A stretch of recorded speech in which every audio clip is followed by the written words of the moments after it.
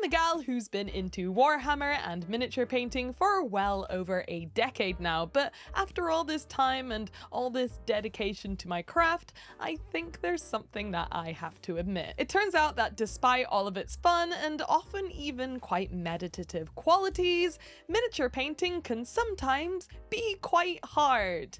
Shocking, I know. And whether you've been painting for years and years or you've only just picked up a paintbrush to try it out yourself, there are going to be techniques which baffle you, paint consistencies which never seem to work, or some things which other painters make look easy, but you just can't quite get looking right, no matter how much you try. Well, that's where I come in, because a couple of weeks ago I asked you guys to send me all of your most burning miniature painting questions and just all of the things that kind of stump you when it comes to this fantastic hobby, and oh boy, did you guys pull through, because I was sent hundreds of questions, from how do I wet blend and glaze, color matching, recipe requests, brush care tips, and a whole lot more. So in this video, we are finally going to be doing the big, oh wait, let me give myself some more room for this, the big miniature painting FAQ, and I'm going to do my best to answer as many of the most common, the most useful, and in my opinion, the most interesting questions that I was sent, so that by the end of this video, you will have all the knowledge and confidence to take your miniature painting to the next level, which is that way. Whoosh. Let's go.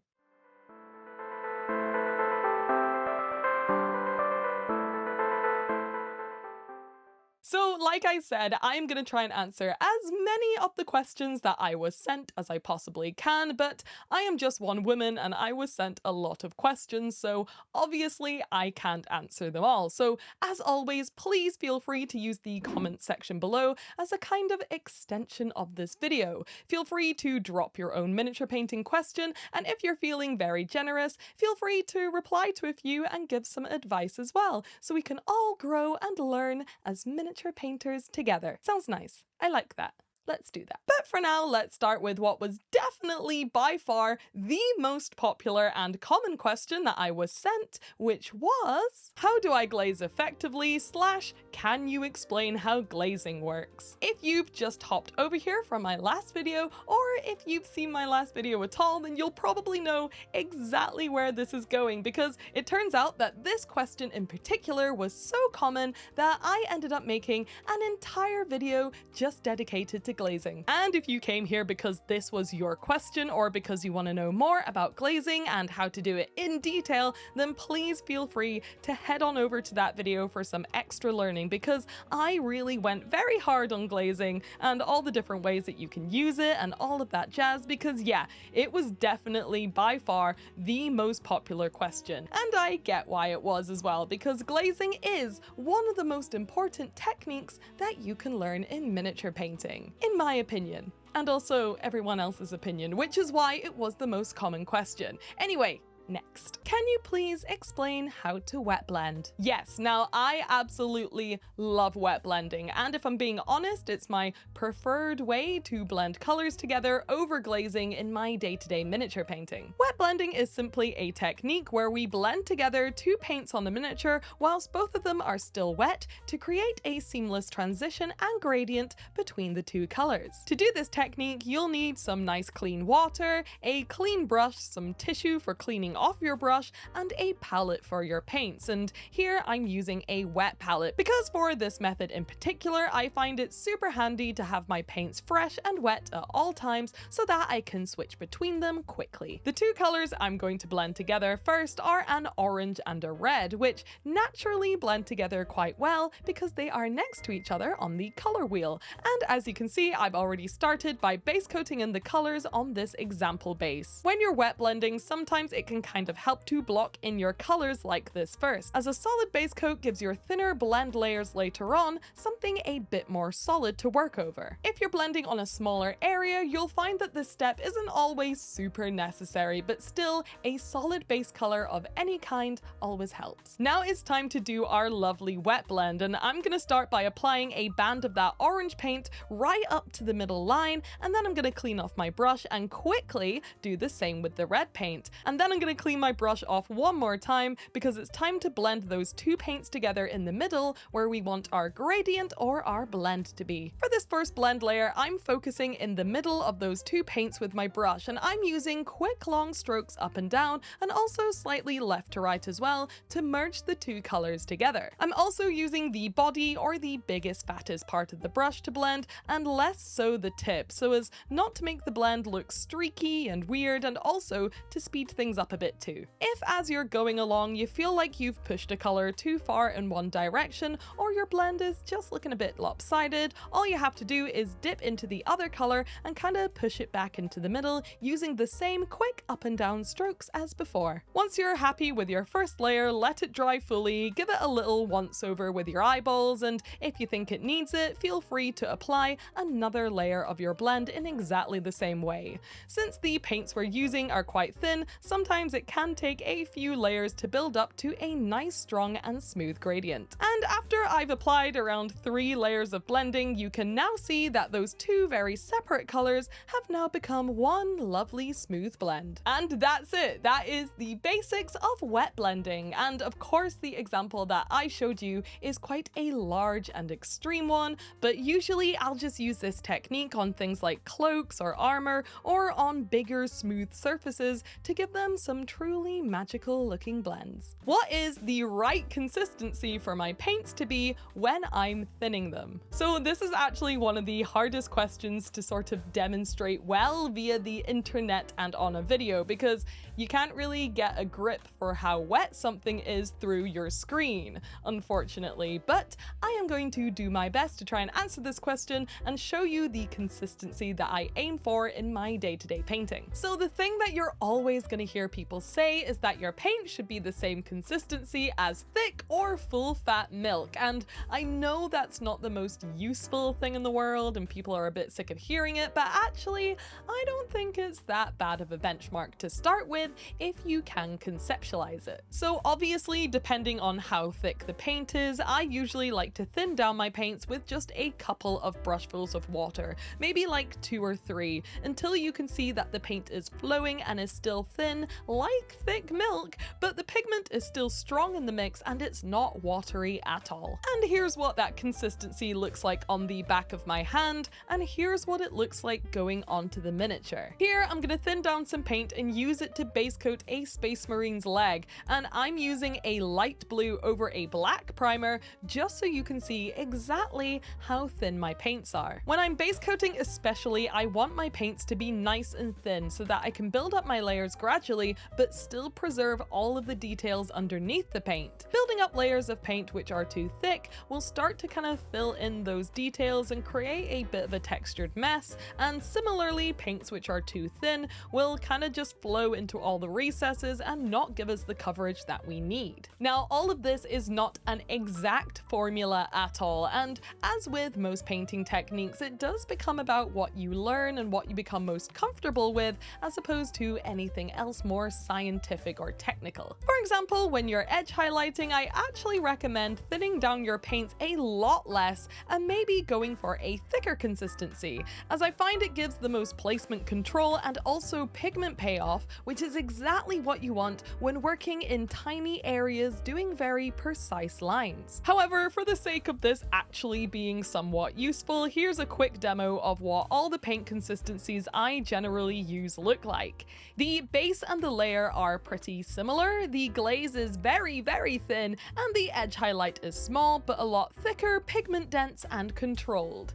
Hope this helps. How often should I clean my brushes to keep them looking good? It probably depends really on how often you're using them and how messy of a painter you are, but for me personally, I usually do one big cleaning session once a month or maybe once every 2 months, but I'm sure some people will say that's either too much or not often enough. But because I paint quite often, I usually give all of my brushes a good clean just when I notice them getting a little grimy around the ferrule, which is about about once a month, I would say. And for clarity, this is the brush soap / conditioner, which I've always used, and it's the main one that I think I see most painters using as well. It's great, it lasts forever, and it can really do wonders repairing even the nastiest looking brush. I highly recommend this brush cleaner. How do I paint X Legion or X Miniature like they do at Games Workshop? So I think it goes without saying that there were some very specific questions in my inbox, but in particular,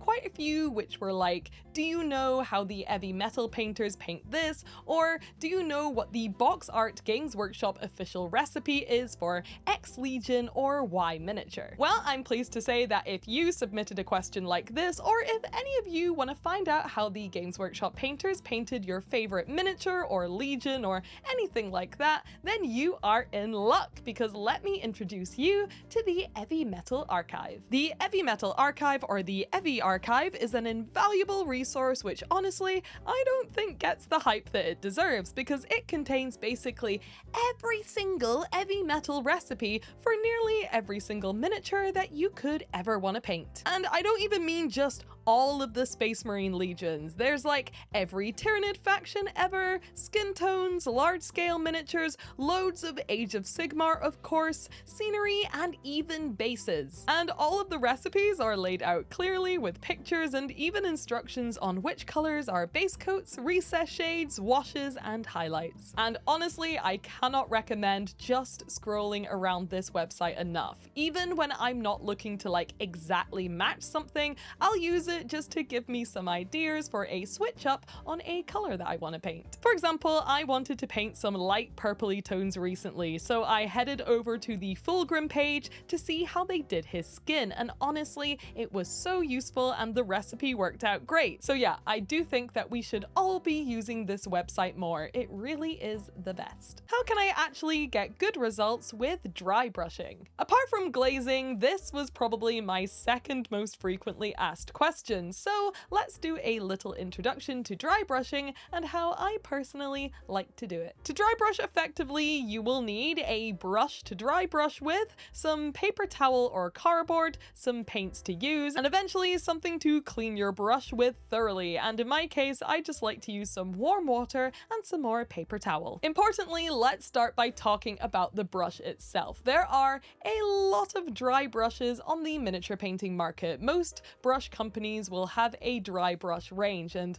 I've used a bunch of them, and honestly, a lot of them are really good. But actually, I like to use these big cheap makeup brushes that I got online for most of my dry brushing. They're softer, they're cheaper, they come in loads of various sizes, they're easy to clean, and they've given me the best results out of all of them. The effect that I get is like never grainy at all. They're all really good and give really smooth results. Anyways, once I've selected my appropriately sized brush and my paint of choice, I get some of the paint on my brush, and then I use a bit of cardboard and this light, sweepy kind of dabby motion to remove most of the paint off of the brush. Then before I go in on the miniature, I tend to just test the brush on the back of my hand. If it's slightly cool, then this is a good sign. We want our dry brushing to just be ever so slightly wet, so a cool feeling without loads of pigment coming off on the back of your hand is probably a sign that you've got a good consistency. Then I'm gonna firmly but gently and quickly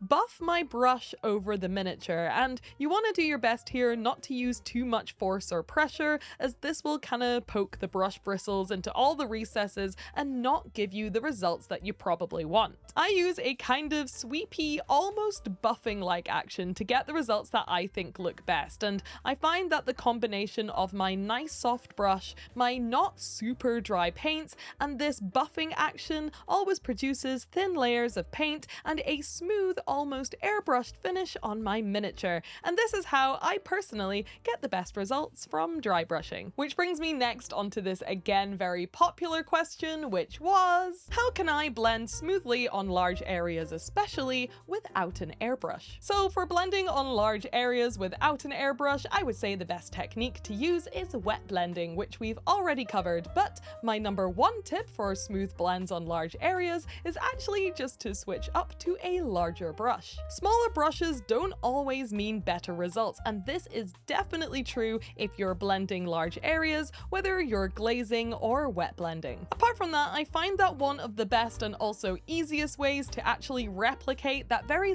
soft natural blend of an airbrush without an airbrush is actually to use some dry brushing. Again, I use these makeup brushes which are super soft, and then I will pick a particularly large one, and if you're patient, very light-handed, and you build up your layers very gradually and do a bunch of applications, then you can get some really soft and smooth results which look like airbrushing, especially on large surfaces. How can I shade my miniature without the dirty wash look? This is a great question, and me asking this question myself is one of the main reasons why I stopped washing my miniatures entirely as often as I used to. I was sick of spending ages on my base coat only to cover it in a wash and have it looking dirty and darkened even further away from the bright colors that I wanted. And the way that I personally got around this is by learning how to recess shade. Recess shading or pin washing means that instead of covering a whole miniature in a wash, we carefully apply our shade colors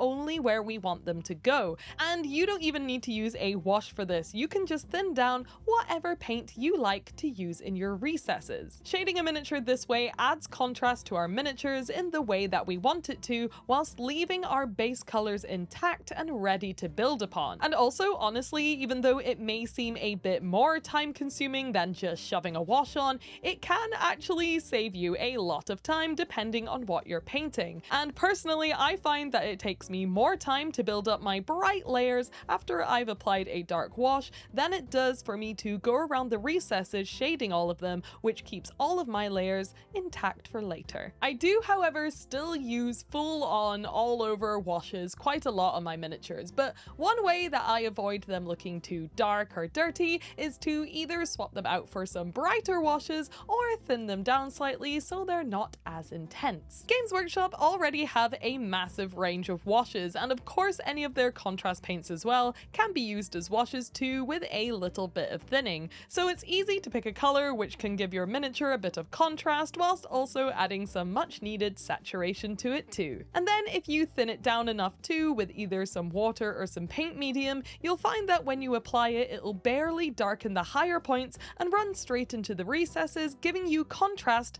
but without the dirtiness. How can I paint smooth whites? Is it even possible? Absolutely, it's possible, and better yet, it's also extremely easy to do, because the trick to painting any color smoothly is actually to paint it as little as possible. Let me explain. So let's use white as our example, as it's what people consider to be one of the trickiest colors to paint smoothly. We're going to start by base coating using a slightly off white, which is basically just a white which isn't the lightest white, it's slightly darker, but it still reads as white. And then we're going to build that up using super thin layers, and this is very important because that's partially where the smoothness comes from. Once our base coat is nice and strong and smooth, we're then simply going to apply one recess shade in a lightish grey to whatever we're painting to add some contrast, and then we're going to add an all-over edge highlight in a lighter white, and then a final one in pure white. This base coat recess shade edge highlight method can be used to make a smooth version of absolutely any color, like this lovely pink here, where I've used a light pink base coat,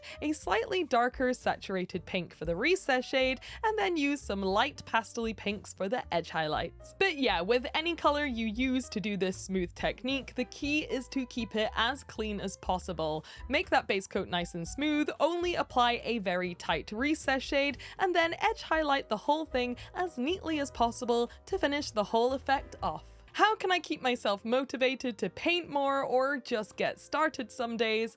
/ how can I deal with my painting burnout? I completely feel this one, and it was another very common one that I was sent, but it was just worded in a bunch of different ways, so if you are feeling this way, just know that it is very common and you are not alone. But generally, it seems like you guys just want to know how to deal with things like hobby burnout, or maybe just how to stay motivated when you've got a big project or a deadline to keep to. And first of all, I would say it's okay to just be a little bit tired and to take a break from the hobby. There is no shame or guilt there, but if motivation is something you want and need, then there are ways that you can make turning up to your painting desk a lot more fun to do. I have a little stash of what I like to call my cheer up miniatures, and these are usually small one-offs which, importantly, I know that I can finish in a day or so. I find that being able to complete something in just one sitting always boosts my mood and my motivation, and it makes me feel like I've actually accomplished something, and that's usually enough to get me excited to paint more again and start on my next, maybe bigger project. Bigger projects with harsher deadlines, like painting for a competition or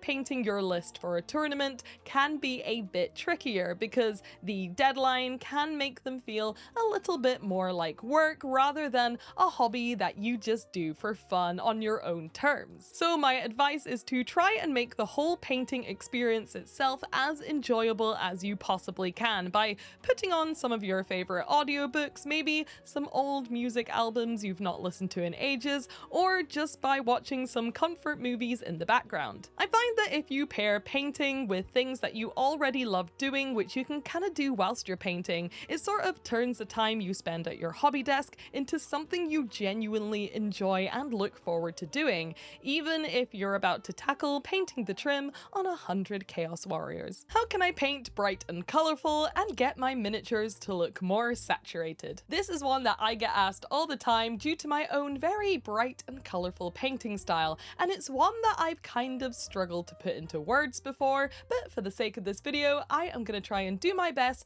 to answer this question for all of you who asked it. I think I have a bunch of tips for making miniatures look more saturated in general, but the most important and simplest tip is just to pick more bright and colourful paints and make some colourful choices with them. Let's pretend, for example, that we're painting something that we want to be a super saturated yellow. Whilst I love Averland Sunset as a paint and I think it's a great base colour and all that jazz, it's not actually the most saturated colour in the world for our yellow starting point, and in fact it's a little bit more of a muted colour. Instead, if we switch it up with a deeper, more orangey toned yellow and then continue to layer up in lighter and more saturated yellows after that, our end result is going to be a lot more colourful and saturated looking. Here's another example where I have two identical wooden shields. Now, often when we paint wood, like how I'm doing on the left here, it's very drab looking. I'm using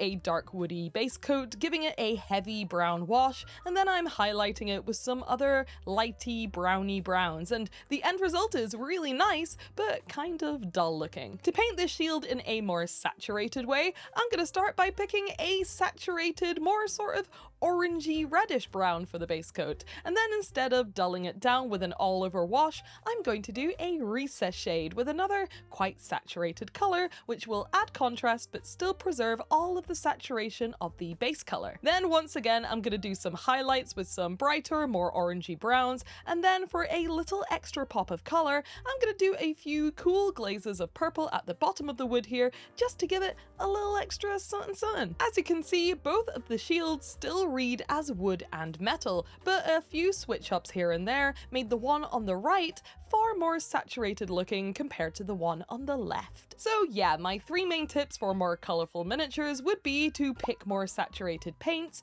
don't overwash your minis so that they stay nice and bright, and then choose to make some fun, colourful choices occasionally with your shadows and your highlights too. What are the fewest paints that you have ever used on a miniature? So I did an entire video way back when I started this channel all about this exact subject, where I used, I think it was like 5 or 6 paints plus black and white to paint a classic Chaos Dwarf, and it was super fun. But I also kind of designed my Pro Acryl signature series that I made with Monument Hobbies to kind of give you guys the ability to paint a whole lot with not a huge amount of paint. The paint set has both sets of primary colors in it, so both RGY and CMY, and also a bonus green. So with a black and a white paint as well, you should theoretically be able to make most of the colors you want from it. I also did a video explaining this and demoing all the paints and trying my best to color match a bunch of my favorite and some classic Games Workshop paints with just my set, and it went really well. So if you're interested in color mixing and getting the most out of a limited amount of paints,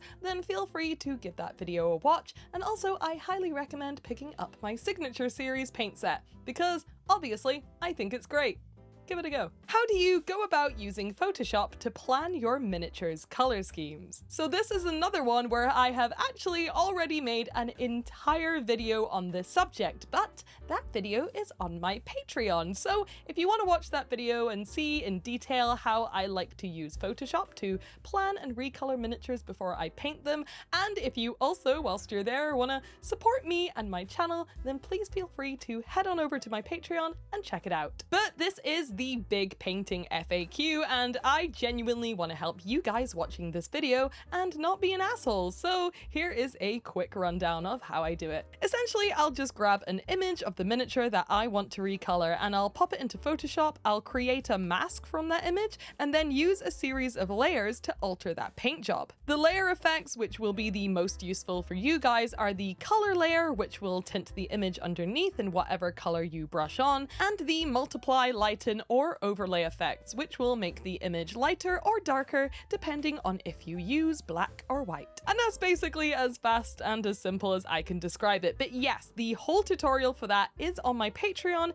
if you wish to see it. And I personally just love having the ability to mock up colors and mock up paint jobs before I paint a miniature. It has saved me so much heartache and a lot of layers, so I personally really recommend giving it a go yourself. Do you have any top tips for painting eyeballs? Of course, when I'm painting eyes on a miniature, I always try to be as neat and as careful as I possibly can, but sometimes that just isn't good enough. So the method that I like to use is what I call the cleanup method, and I think it's the best way to paint eyes because it relies less on just your raw ability to paint the tiniest dot ever and is much more forgiving for us average painters. Trust me. Here I have my miniature's face, and just like a good mini should, he's got a couple of eyes that need painting. So first I'm gonna start by painting the area around his eye pretty dark with a recess shade for a little contrast and definition, and then as usual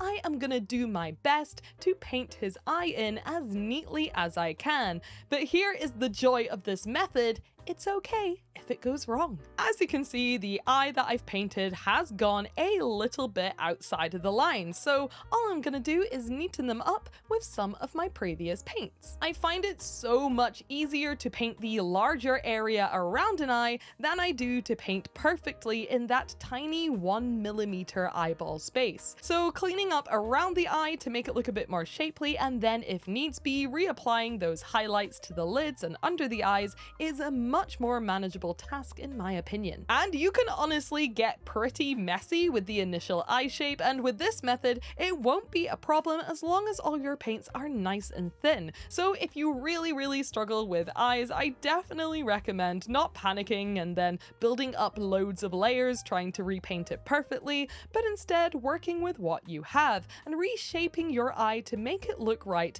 in a much more easily accessible way. And unfortunately, I think that's all we have time for today. Like I said before, I wish I could have answered all of your very specific questions because I was sent so many and I'm so grateful, but I tried to pick the ones that A, were most popular, and B, that I thought the most people would find useful. And I hope that by doing so and making this video, I have managed to help you guys in your miniature painting journey in some way. And like I said, please, in the comments section below, ask your own questions, answer some other people's questions, and let me know if I did a good job, because that also makes me feel nice inside. But yes, as always, thank you so much for watching this video. I do hope you enjoyed it and found it useful, and as always, thank you for being rogues. I'll see you in the next one.